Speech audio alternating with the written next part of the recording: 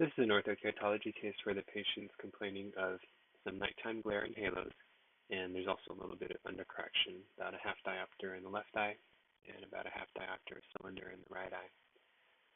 If we look at the posterior topographies, they look pretty well centered, maybe a little bit low in the right eye. We can tell the lens is moving a little bit in both eyes. The reverse curve is not very, we don't have very distinct borders to that reverse curve on the topography.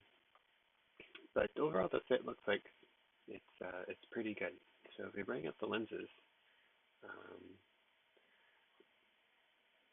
in the right eye, with a posterior refraction of plano minus 50, I would probably just build in about a quarter more and aim for a plano EDS since the cell isn't very high.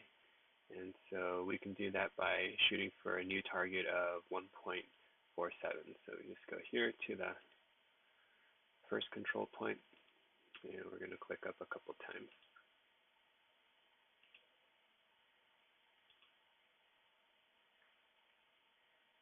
Okay, so right about there, I'm going to spin around and make sure we're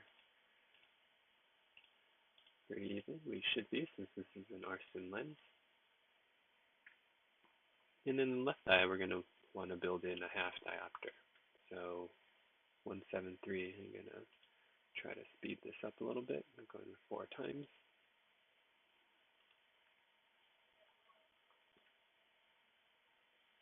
And we need to back off a little bit.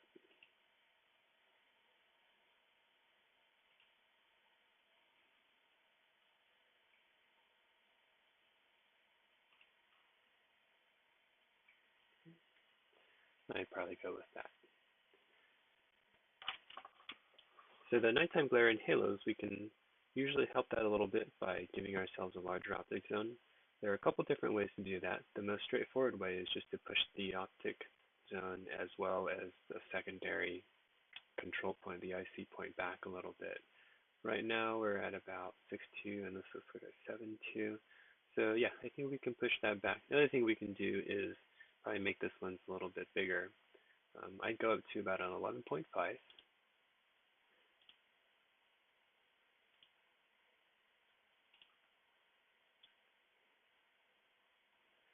And we can push the 6.2, which is now 6.3, maybe out to 6.6.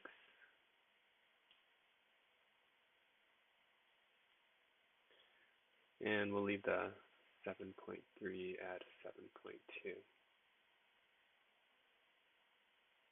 We do need to increase our demand or power again because it's dropped from having shifted the OZ control point.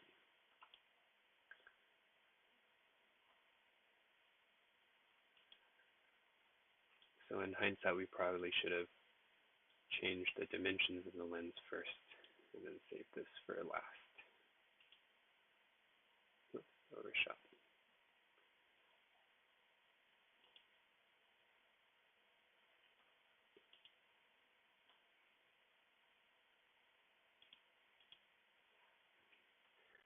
Okay, so we have a new lens with a slightly larger OZ and IC.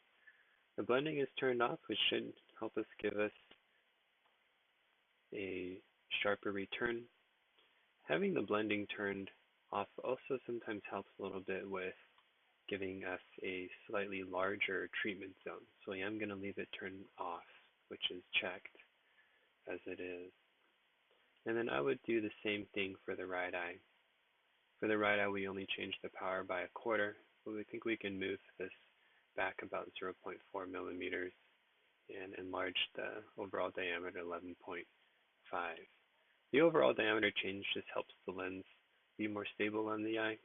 Since we're taking away from the periphery of the lens where it's going to be aligning on the cornea, there is a chance that we can lose some stability in the lens. So going a little bit bigger should help with that.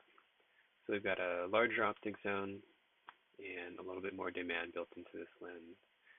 Last thing to do is don't forget to reset your center thickness. That changes when you change the dimensions of the lens.